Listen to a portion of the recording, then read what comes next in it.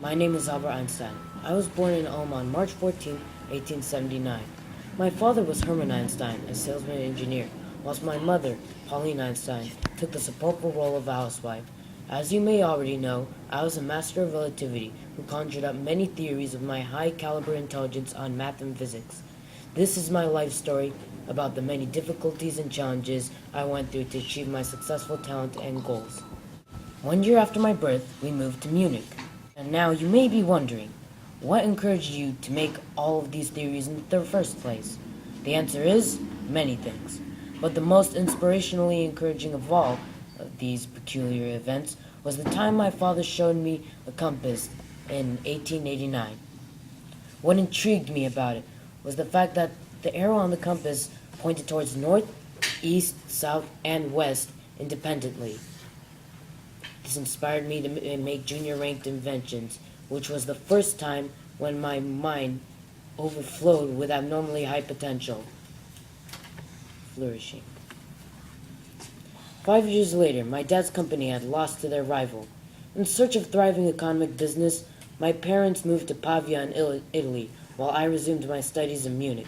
However, the sinister devastation of loneliness caused me to withdraw from the Leopold Gymnasium 1 year later, in 1895. During this time, I published my first scientific work, inspired by the compass, the investigation of the state of ether in magnetic fields. After failing the entrance examination of the Eidgenössische Polytechnische School in Zurich, Switzerland, my parents sent me to Aarau to finish secondary school. There, I had fallen in love with Moleva Marie. Our friendship had grown to infatuation. I graduated 1 year later and received my Zurich Polytechnic teaching diploma in 1900. Unfortunately for Moleva, she failed. In 1903, we married and had 3 kids, Lise, Edward, and Hans Albert. However, we divorced on February 4th, 1919, due to the 5 year separation we went through. From 1903 to 1908, I worked as an assistant examiner for the Swiss Patent Office.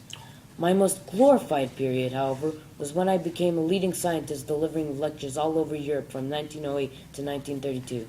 But with the Nazis rising in power, I immigrated to the USA, taking evasive maneuvers. This eventually put a $5,000 assassination bounty on my head. 6 years later, 1939, I gained the authority to recommend President Roosevelt to race the Nazis in a study of nuclear warcraft, which came to effective use. I became popular in America for my research and discoveries. 2 of my most famed theories were E equals mc2 and the theory of relativity. Nevertheless, I died of internal bleeding on April 14th, 1955. As you can see, it is only reasonable that I be called the father of relativity.